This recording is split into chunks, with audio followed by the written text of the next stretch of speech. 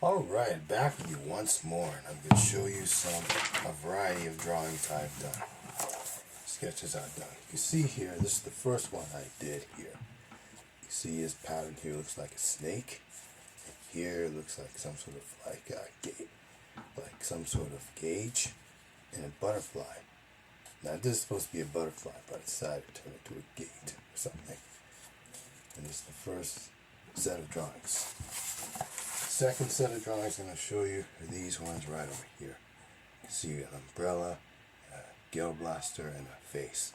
That's the second set of drawings I wanted to show you.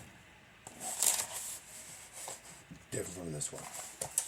And finally, show you a picture of these.